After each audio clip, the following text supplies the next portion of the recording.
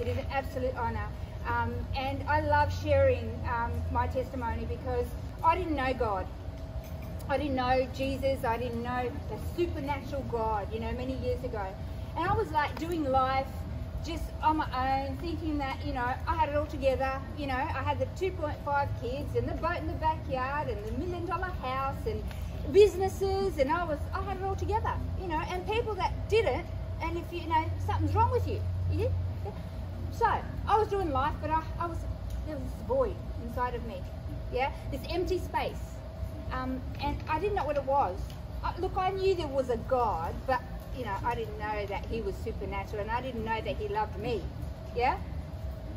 So, what happened from there? I made my first $1 million at the age of 21 in traditional business. I was like, okay, this is what you do. You got to work hard, and you got to have your kids, right, and you know, get as much as you can for yourself, and that's life, yeah? And what happened was, after a 21-year marriage, I went through a separation. I was in a domestic violence type of situation. Became very controlling, because see, the more power, the more money you have, the more power you have, and the more power you have, the more you want, and then the more you control things, and you think you can control people, and you do, you know, you become horrible. Money, you know, money can be the root of all evil, you know, if you let it control you. The money's not the bad, it's your attitude, right? So, there I was, you know, went through a divorce, but I'm not doing that anymore. I'm not getting beat up anymore. You know, I'm not going through control and domestic violence issues. And I was really happy. I took 3 houses. My ex-husband took the business. And I went, this is great. I'm free. I can do whatever I like, yeah? So I had kids when I was 18. Got married at 18, had young kids. Didn't really do the party scene. I didn't do drugs. I didn't, you know, I just worked hard. That's all I did. So when I separated, I met somebody that I'd known from my past. It's a really handsome man, hey.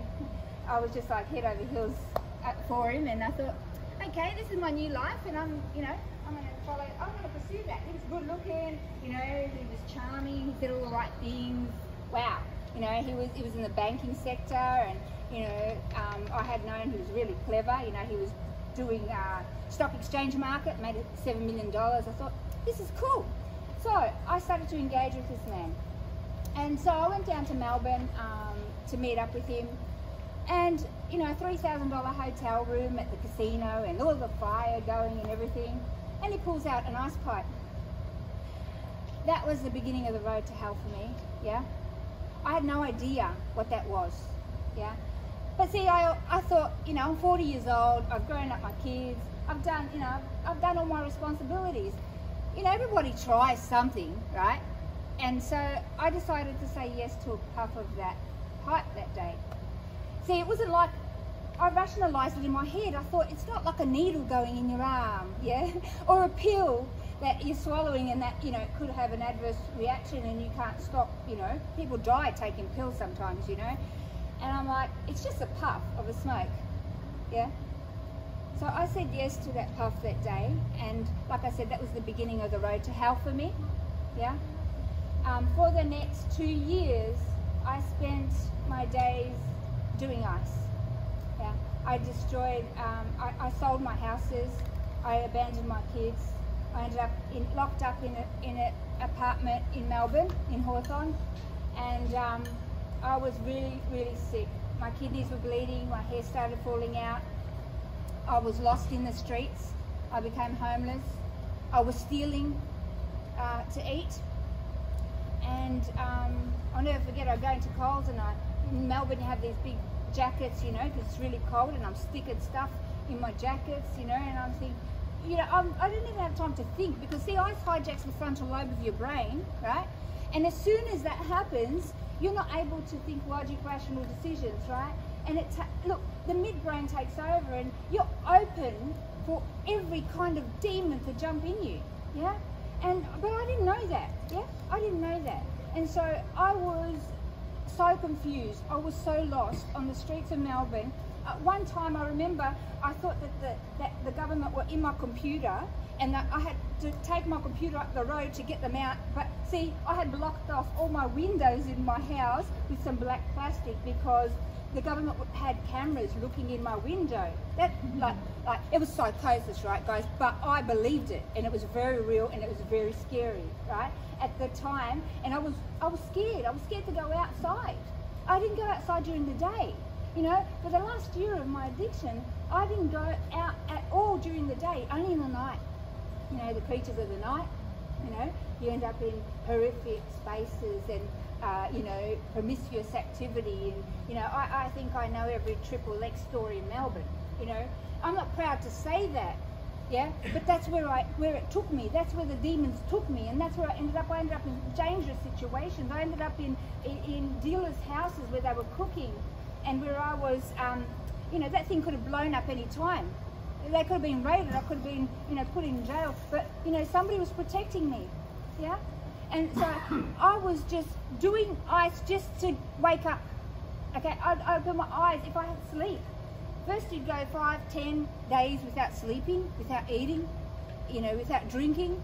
And when eventually your body shuts down and you just crash. So I would be sleeping for 4 days. When I'd wake up, I couldn't lift my head off the pillow. Everything in me hurt, yeah? My whole body hurt. And the depression was so severe.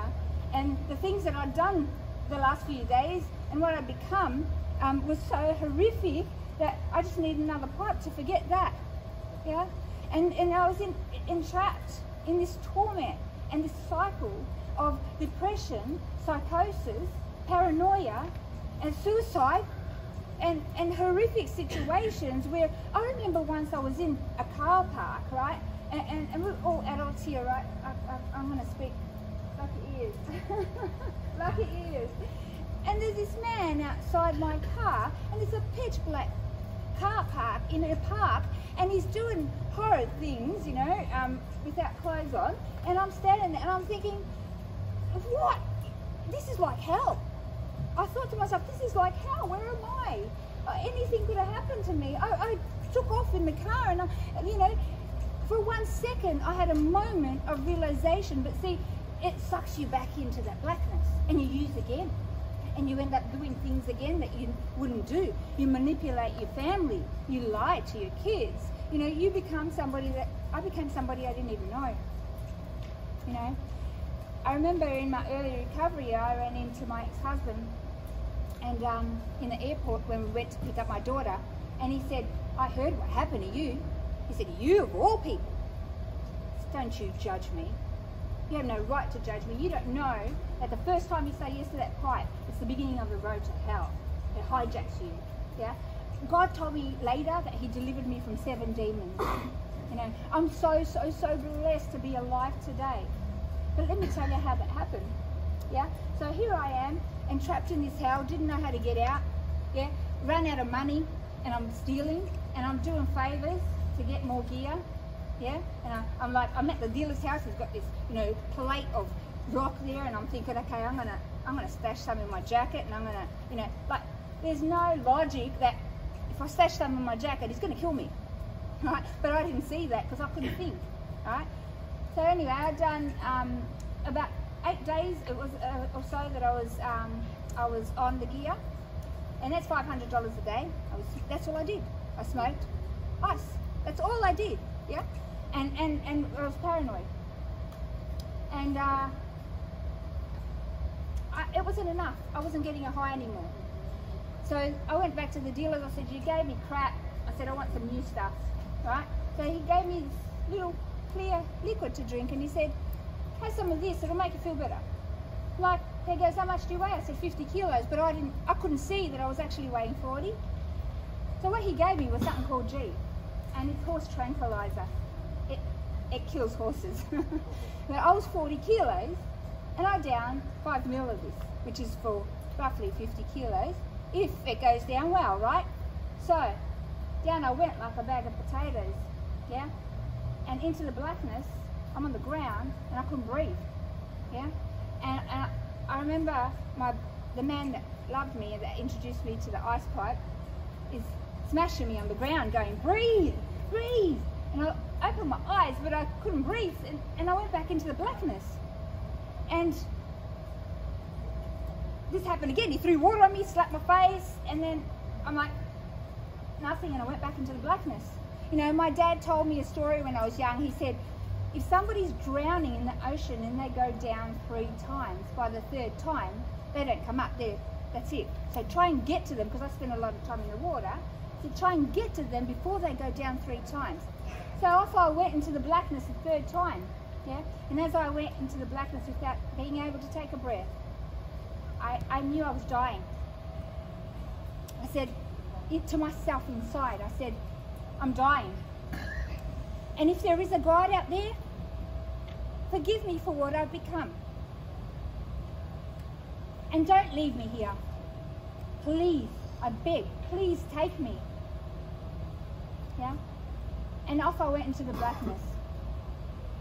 You know, I woke up that night, many hours later, thrown in the back room of where the apartment I was living in. My partner in crime was in the lounge room, having online sex with someone else and smoking all the gear. And when I walked out, he goes, I thought you were dead. I said, yeah, well, thanks very much. I said, don't smoke all my gear, right? So I thought to myself, I'm not going to do that drinking thing anymore, but I need this. I need this to breathe.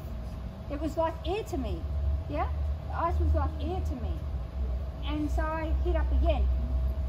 And what happened then, after a couple of days, my body crashed and I just slept. I slept for 4 days straight. And when I woke up, there was nobody in the house. And the house was clean. All the black plastic from around all my windows were taken off. The light, you know, was coming in, and I'm like, I've got anxiety. I've got no cigarettes. I've got no gear, and I've got no food, and no one's here, and nobody's answering the phone, and I've got anxiety, and I'm running up and down the house, and I put on my runners, and I started running. And I know, crazy. I started running. At the back of where I lived, there was like this oval, and I'm weighing 40 kilos. My kidneys are bleeding. My hair's falling out. But I'm about 60 kilos now, right? So I was 40. You got to see this. I was a skeleton. But I couldn't see it. I looked fantastic according to me in the mirror, right? And I was like invincible, and I was like the hottest thing, and I could do anything I wanted, right? Because that's what that drug makes you think, right? So, and this is where it gets really good. So I started running, and I ran at the back of the oval, and I ended up at a church steps. The church was vandalised. There was nobody there, and there was graffiti all over the wall, and the grass had grown really long, and the gate was broken. The concrete was all broken. And I looked at that and I said, who does this to the house of God? What a disrespect. Mind you, look what I'd done to the house, the house of the Spirit that God had given me. But I couldn't see that. And I looked up at the cross and I said, oh, this must be an Orthodox church, because there was a cross in a circle around it, you know. And so as I looked at it, guys, I kid you not, the most incredible thing happened to me that day. And this is where God comes down and meets us where we're at. Yeah? A light came out of the sky, and it came through the cross and over the top of me. And I'm like, okay, I'm hallucinating, too much drugs, Andrea. But see, then something, a force, pushed me down to my knees. Here I am on the ground, and then flat on my face, right? So I'm like, okay, I'm going crazy, but no, this is real. I'm getting pinned down to the ground. I was stuck on the ground like this, facing the right, and I'm on the steps, on this church steps, and I start crying. What's happening to me? I'm losing my mind. No, I'm not. This must be aliens. This must be an alien encounter. They've come down to get me. So I started pleading with the force. Let go of me, please, let go of me. And I'm crying like I've never cried before. And it released me to my knees, and I'm stuck on the ground in this light on my knees, and I'm going, please, what do you want with me? Let me go, help! And I saw some people walking and pushing a pram, but they were talking, but they couldn't hear me. So I'm like, okay, I must be in an alien cylinder. They blocked me from communicating. So I started to yell more, please, let me go. You don't want me, please. And guys, God spoke to me that day. Yeah, he said, get up and go home, my child. In a male, soft, gentle voice. And I went, and it was audible, right? So here I am, I'm sitting there on my knees in the light, with the force holding me down. They couldn't hear me. And now I'm hearing a voice going, get up and go home, my child. This is getting from bad to worse. So I blocked my ears and I cried more, right? But God repeated, get up and go home, my child. And at that moment, I knew who was talking to me. And I said, go home to what? Look at me. I said, I'm a mess. I can't do this anymore. And I went into like a fetal position and I cried my heart out. Yeah, I cried more than, buckets, yeah, from the depths of my soul. And I said, I have no more strength. And he said, I will give you strength. And at that minute, the light went and I stood up and it was like I was hypnotized in a trance, yeah? I didn't know then what being filled with the Holy Spirit was about. That's how I explained it at the time. And I turned around and I had him telling me what to do. Book your flights back home. And mind you, I was stealing food, right? So I'm like, book my flights back home. I picked up my phone and I'm like, I've got to go back to the Gold Coast, lady. And she goes, where do you have to go? I said, I need to go home. She goes, home where? I said, to the Gold Coast. And so she said, $76. I hung up, and as I hung up, he said, check your account. So I went online and I checked my account. I had $76 in there. Okay, go home and pack your stuff. Send a message to your boyfriend, tell him not to come home. He's telling me everything what I needed to do, right? And I'm just following directions. Don't come home, I'm packing, I'm leaving. He didn't come home. Ring your friend Charles that you went to school with, who lived in Melbourne. Ring him up, Charles, I need your help, I've got to get out of here, mate, I've got to go home. He said, where have you been for a couple of years? I knew you were in Melbourne. I said, I've been lost. But now I'm found, right? But I was lost. And I said, just pick me up. He lived 45 minutes away from me, but he happened to be 5 minutes away from my house. And he had a trailer at the back. So, a series of coincidences started taking place. Yeah? You know those coincidences when you know it's God, but you think it's just coincidence? And I'm like, this is just somebody's helping me. It must be the aliens. I don't know. Whoever it is, thank you. And I'm doing as it's prompting me. So, everything was great. I got dropped off at my friend's house. And I said, all right, I've got to go home. I said, I'm hearing God. To my friend, she said, you're going insane. You've lost your mind. I said, okay, maybe you're right. So I stole some wine. I wanted to forget it and just go home and get better. And but that didn't end there. So she left me at the airport the next morning, and I went to get on the plane. I was fine. I was weighing 40 kilos. I had two 30-kilogram suitcases, and I'm walking. So I'm carrying 60 kilos, and I'm 40, right? So more than my weight. And I'm going to the airport door. I said, you can leave. And as I'm walking to the airport door in Melbourne, it's upstairs, my vision goes, yeah, black, total black. And I fall to the ground. It was like my soul got sucked out of me. And on the ground, I could hear everything, but I couldn't see. And all of a sudden, I start to see a vision, and it's black and white and silver, and like a movie, yeah? Like a long, short movie. And it was Jesus carrying the cross.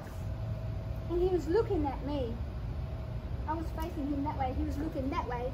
And he was carrying his cross, and he was looking at me, and he says, without speaking, he said, you're carrying your cross, like me. And you're me, and I'm you. And I'm like, huh? Don't get you. Like, what? What has this got to do with me? Huh? And all of this was without speaking, and then this lady picks me up, and I'm like, listen, lady. She goes, are you going to be okay? I said, yeah. I said, I will be. I'm not, but I will be. And as I pick up my luggage and I turn around to thank her, she wasn't there. So I'm like, I'm going crazy. I just got to get home. I've got to get on the plane. I don't know what's wrong with me. So anyway, I get to the line and I took out my license to get on the plane. You know, you've got to show your license. And as I'm standing there, the same thing happened to me. I dropped like a bag of potatoes on that ground over my suitcases. And again, I could hear everything. It was like my soul got sucked out. And the vision came again. And it was a movie. This time Jesus was close, this close. I could see this much of him. Yeah, he was closer. And I could see the crown and I could see the blood. And he's looking at me and he says, I will never leave you or forsake you. And I'm like, huh? What has this got to do with me? I don't understand. I was so confused. See, I didn't know. I didn't know God. I didn't know Jesus. And I didn't know, what do you want to do with me? Yeah, I didn't understand. And the lady picked me up and I said, listen lady, you've got to get me on the plane. I'm very sick here. Yeah, I've got to get home to my mum. And so I went to the front and I put my luggage on the conveyor on the belt, gave him my card, and I said, again, everything. I dropped to the ground. This time Jesus was this close to me. He appeared really close, just his head, right next to mine. And he had tears.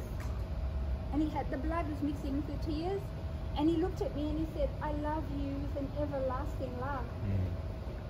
I said, I don't know what that means. I just, you know, my ex-husband used to beat me up. My dad kicked me out of home when I was 15. The man that I thought loved me took me to hell. You know, I had died, destroyed my family. I'd become a vessel, you know, just this empty shell. Lost everything. And you're saying you didn't love me with an everlasting love? What does that mean? And this lady came and picked me up. She was wearing an Emirates out, you know, one of those Emirates flight attendant things. She bought me a box of tissues.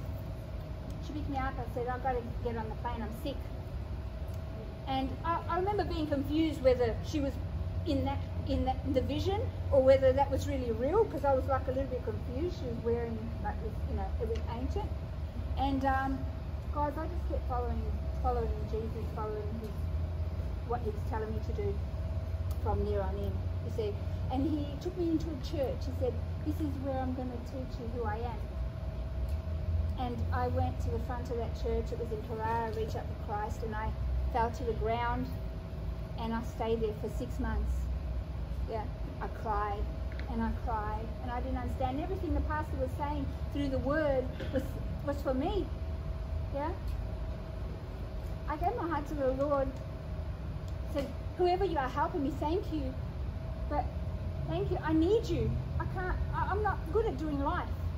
Yeah, I haven't done a really good job in my last 40 years, eh? And I made him Lord of my life. Yeah. And a year and a half in recovery, I had my life back. I had the best job that I could have had. I got in a music video studio where I could use my music talent and I could use directing because film was my background. And I said, this is like heaven. I got put in an apartment overlooking the water, and I'm like, how did this happen? Everything that I would say, including like, oh, I need to wash my car, I'd come out and the total stranger would be washing my car. Like, and people were going, who are you? I go, it's not me, it's him. Like, I don't know. And they go, can I come to church with you? And I go, yeah, if you want. See, I didn't realise that God loved everybody and he wanted to help everybody. I thought it was just for me that I was going through that at that time. And I even went to the doctors and I went in a scan machine and I got them to scan my brain and check my eyes to see that I wasn't going insane. Yeah, because I thought something's going on with me, you know. God gives me from the sky every morning. He gives me cells and chromosomes that I see and I catch them. He tells me to put them in people and then they get healed. He does it. I just do my bit. I just put them in whoever he tells me to put it in. So some people that were Christians were saying, oh, that's a bit demonic. And I go, okay, well, God tells me it's love and it's for restoration, whatever. And, you know, they get healed. Not my problem. Take it up with him. I just got to do my bit, yeah? I got to do my part. So a year and a half in recovery, and God says, he starts AARC. I was videoing people's testimony that had the light experience, and I put it up on a channel called Encounters with God. And I thought, we have to expose this God. Right? I didn't know. I was 42 years old and I didn't know this God existed. So we've got to expose this God and we've got to put him up on the internet and we've got to use media. So I filmed people's stories and I put it up on this channel. At 1 o'clock in the morning, I finished my first job and I said, God, who's next? Who else are you going to put in front of me? And I got an email from Change.org about women in sex slavery. And see, a big part of Ice World, you know, it has to do with that as well. So you get entrapped in all kinds of, you know, women go into prostitution, men end up in jail or dead because they end up with gangs and, you know, guns and all kinds of stuff. And so I put that up on an account. I got an email from Change.org about sex slavery. I went to sign it and I blacked out for 2 hours. And when I came to, I had on my computer, on my laptop, it was a Change.org petition with the vision of what we do today. I didn't do it, guys. I don't know how it got there. And it had next to it a letter to the Federal Health Minister. And I read it like I was reading it for the first time, and I said, this is really good. This can help people. See, God's heart is that none should perish, but all should have life and life abundantly. Amen. Yeah? Yeah. And so He doesn't want people to go to hell. He doesn't want people to, fall into the enemy's snare, into the trap. Yeah? So it was about educating and getting to our community and the youth before they go and say yes to this drug or any drug. Because the enemy comes to steal, kill and destroy. Yeah? But they don't know that. Right? So they get, they see this beautiful man and a beautiful hotel and all the, all the fairy things, but it's not real. It's a lie. It's an entrapment. So I pressed action now on that petition, and the next day I got a call from the Federal Health Minister. He said, put that in writing. This is brilliant. At that moment, I knew God was doing something. And I said, God, I should have been dead a year and a half ago. I stopped breathing. You kept me from death for something. Whatever it is, take me, use me, I'll be your vessel. Yeah, I'm alive to serve you. Yeah? And so I just kept walking one foot in front of the other. I don't know what I'm doing, I don't know where He's going, but see, He says He's a lamp unto our feet. Yeah? He directs our path. Yeah? He has the bigger view, and He knows where I'm going. I just trust Him because, see, I didn't do life really well by myself. Yeah? And so I said, I need you though. You got to come with me on this walk, right?